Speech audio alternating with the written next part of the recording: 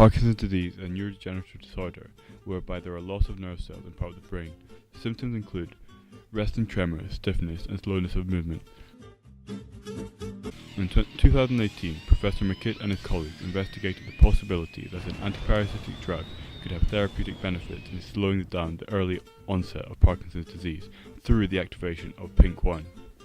P10-induced kinase, PINK1, is a transmembrane mitochondrial kinase which has an important role in mitochondrial autophagy. PINK1 activity causes the Parkin protein to bind to depolarized mitochondrial membranes and ubiquitinate them and tag them for autophagy. Failure in this pathway results in cell death via apoptosis due to elevated level of reactive oxygen species released by the faulty mitochondria.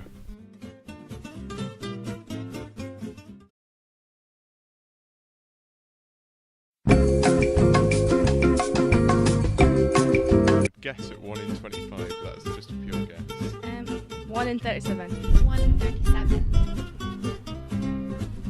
I would think maybe 1 in 100. 1 in 100? Unfortunately, you're incorrect. It's 1 in 37. Correct. That's the wrong answer, but it's 1 in 37. She's right. It's 1 in 37. It's the aggregation of proteins and the deposit of alpha-synuclein proteins. No, all of the drugs that are used as coadjuvants, or they just help the symptoms, but there isn't a cure. Next, we spoke to head researcher Professor McKitt. So it turns out that most patients who have mutations have either compound heterozygous mutations or homozygous mutations. And most of these mutations are in the kinase domain. So the protein is 581 amino acids, and the kinase domain spans between residues 150 to about 513. And we and others have actually shown that the mutations inactivate the kinase, so you disrupt kinase function. No, I think as it is, there's many challenges. For example, the drug would have to be, this drug probably not, but say an analog would have to have better, pharmacological properties in terms of absorption, blood-brain barrier, penetration. But the actual mechanism seems to be uncoupling, and that isn't attractive. I mean, you might all be aware of these,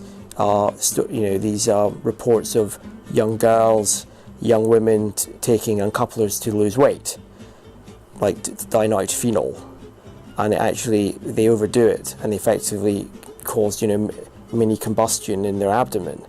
So this is not going to be viable for drug development. But I think what it does, as I said before, is it stimulates focus in this area. The scientists involved in our chosen paper experimented using the anthelmintic drug Niclosamide in the hopes of activating PINK1 cells. The cells were treated with different concentrations of niclosamide as well as anti-mycin A together with oligomycin A, aka AO. Additionally, lysated cells were immunoblotted to monitor PINK1 activity. Furthermore, it was observed that the higher the concentration of niclosamide, the greater the activation of PINK1 cells. The cells were also found to be activated to a greater degree with niclosamide than with AO. This was observed via Parkin phosphorylation. Fluorescence-activated cell sorting was carried out on HeLa cells, which showed that niclosamide and its analogue, AM85, promoted mitochondrial depolarization. Scientists therefore concluded that niclosamide and AM85 uncouple mitochondria, preventing the production of ATP. Lastly, scientists noticed that AM85 had a stronger effect on Parkin phosphorylation than niclosamide.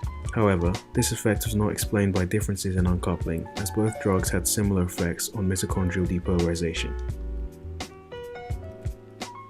In closing, the research and experiments carried out found that the drug niclosamide and its analogues showed signs of activation of PINK1 at certain concentrations. Its analogues therefore hold promise as a future strategy in the treatment of Parkinson's disease and related disorders. However, it should be noted that further in vivo studies in Parkinson's disease models are needed to endorse this research.